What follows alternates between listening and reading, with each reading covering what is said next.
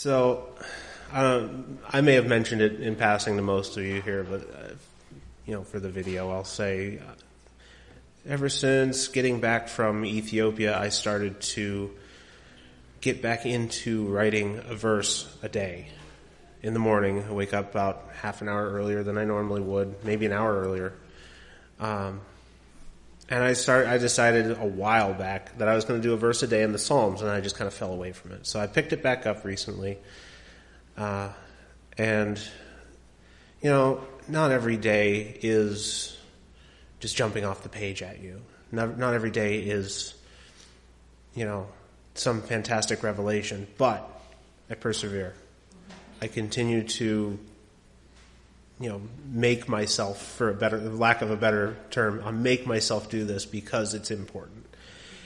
And so a little while back, because I'm in Psalms 9 now, if you count out your days, and I'm only doing it on the weekdays. I probably should start digging in on it on Saturday as well. But a while back, I ran into Psalms 5:11. And so that's actually going to be the title of the message, because that's what this whole message is about. Psalms 5:11. Pretty short verse. Go ahead and pop it up there, yeah.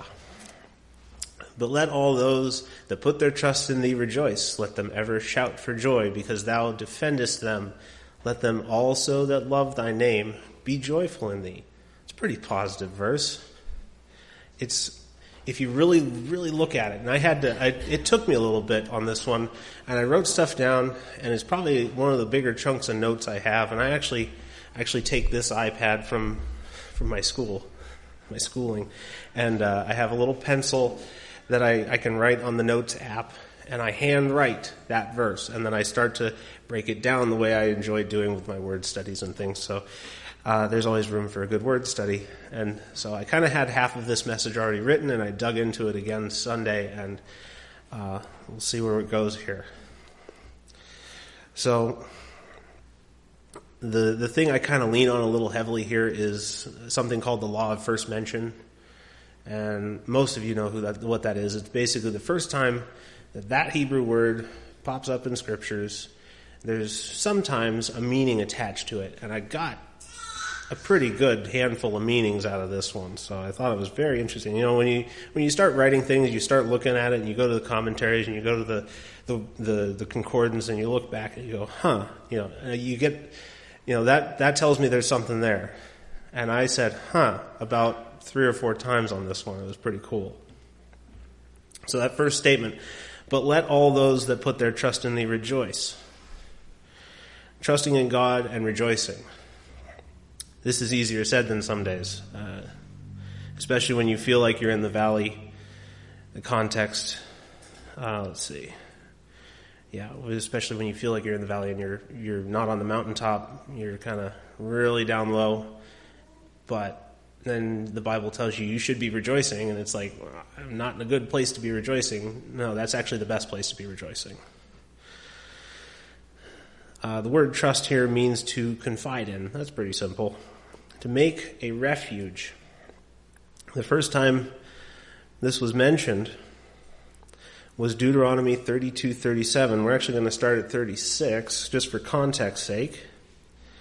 But it is the non-believers in judgment before God. It says, for the Lord shall judge his people and repent himself for his servants, when he seeth that their power is gone, and there is none shut up or left.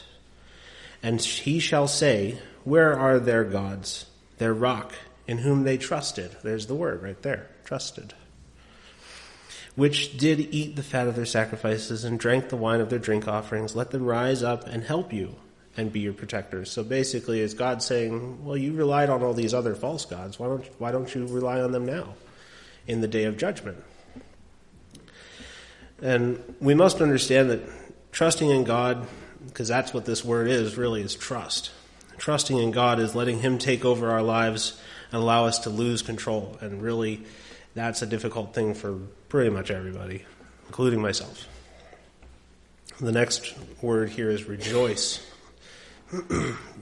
Rejoice actually means to brighten, to cheer up, to be glad or joyful. So it's not necessarily the act of rejoicing, but to the lifting of your spirit to rejoice.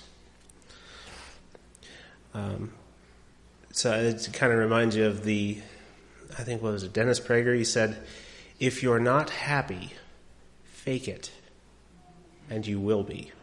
You basically are tricking your brain into being happy. So this is fun. The word joyful also appears later in the 5:11 here, and it doesn't mean the same thing as this one, which was the first time I kind of went, huh. So this word rejoice, to brighten, Exodus 4:14, we'll bring that one up.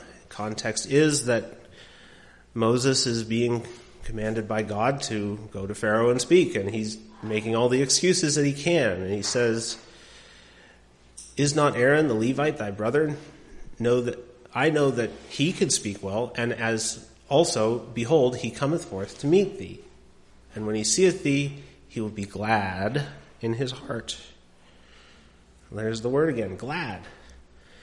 So I could, kind of paint the picture. You imagine Aaron's looking for Moses, and he sees the empty pasture. He's looking around, can't find him.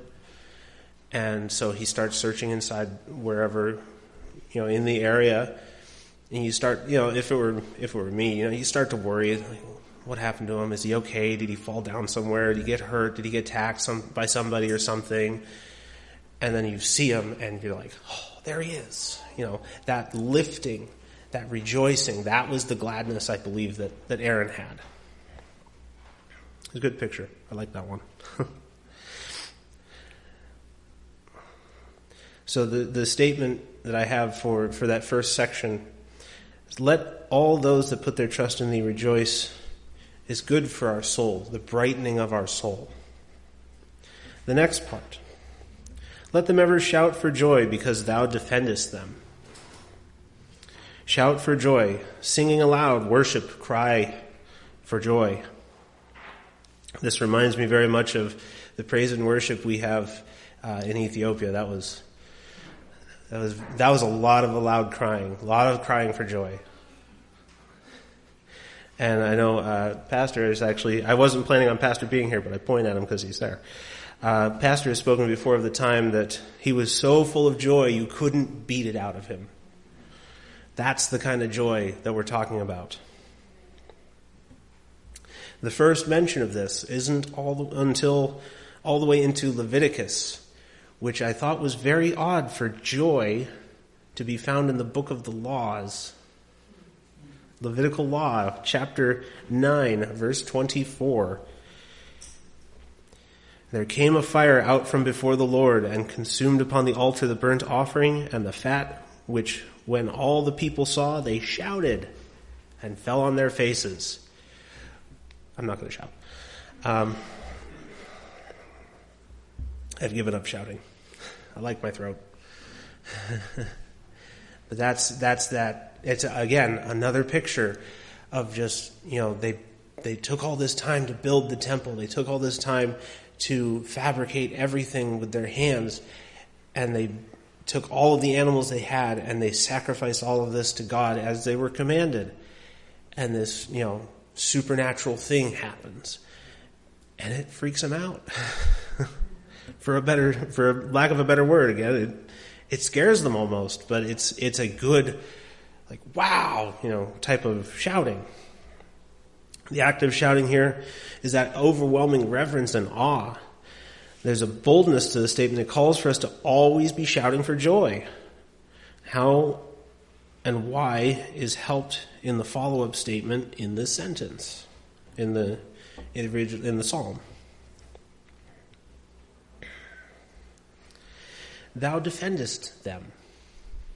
Thou defendest them. It means to entwine as a screen, to fence them in, to cover over, to protect. We have a couple beds of strawberries in our backyard, and we have the bird netting over the top of them because we want to protect those strawberries. We want the strawberries. We don't need to let all the birds have them, right? And actually, I believe that was our first fruits offering this past Sunday. It was the 5 strawberries of grace, which both you and Aunt Jane both looked at the strawberries on completely separate occasions. When I walked in and you were there, and then later when Aunt Jane came in, you both looked at the bag of 5 strawberries, counted the strawberries, and said 5 means grace. So I know you guys have been at it for a long time because you both said exactly the same thing. It's like, you must be married. So, but that's, again, that defending, that protective cover, the entwined net to hide those who shout for joy for him.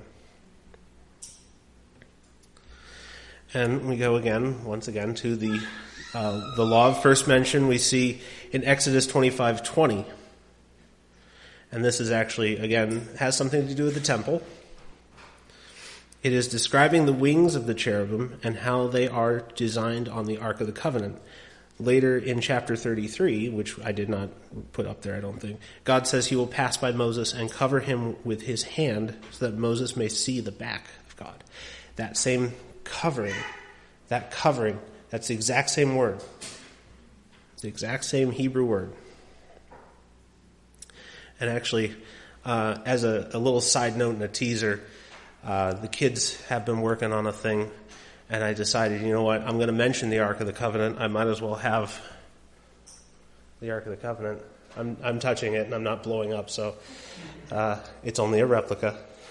But it's got the tablets, it's got a piece of manna, and it's got Aaron's staff that budded inside of there. And Amy told me, don't open it, because it was really hard to get them in there.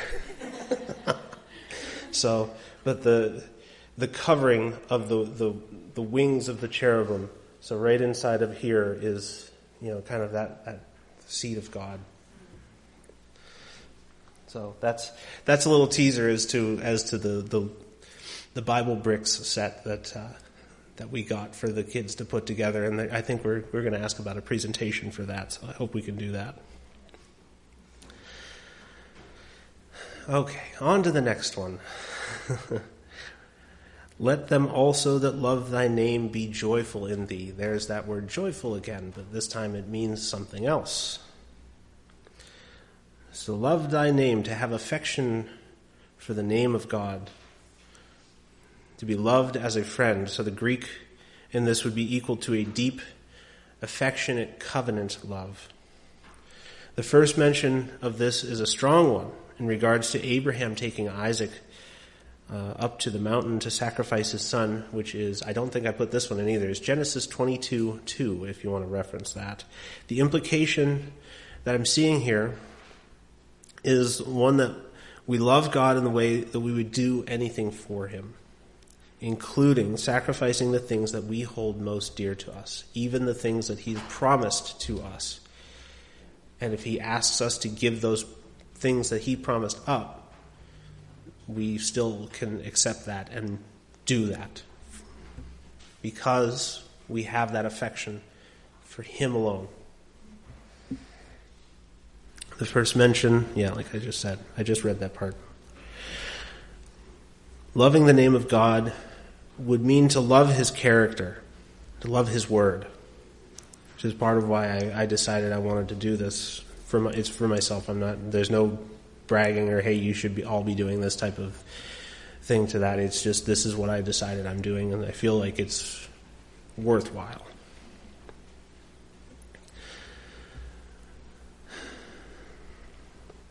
God says, I am that I am.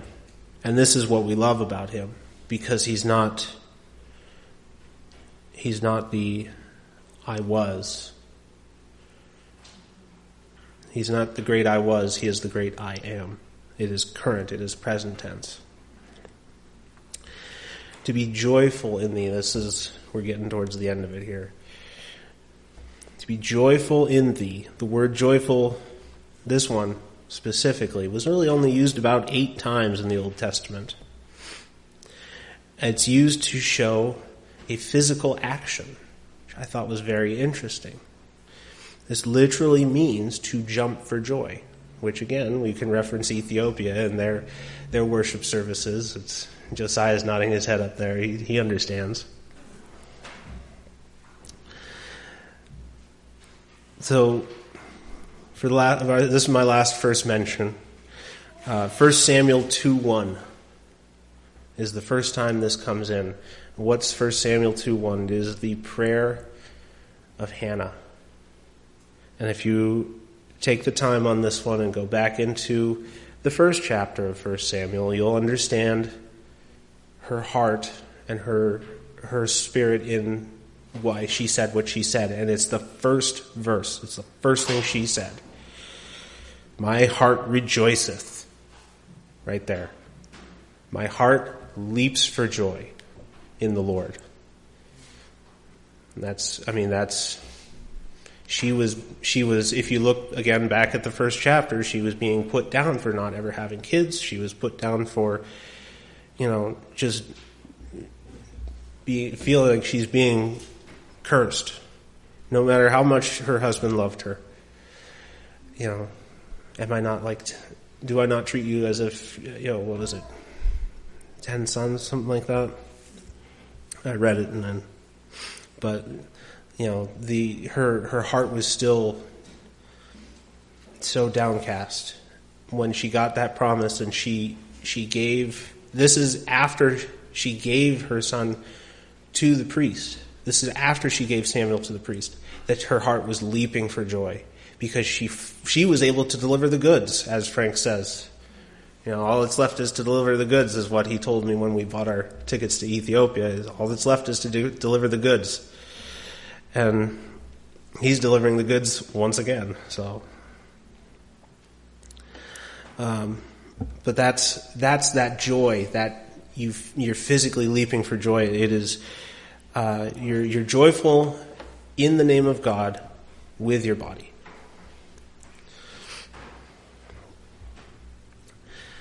So, in summary, and I'm actually going to be finishing up here. I think I'm about good on time, too. Rejoice, brighten your soul. Shout for joy, make a noise with your spirit, and be joyful in God's name, leaping with your body. Amen. Pretty sure that's what she said.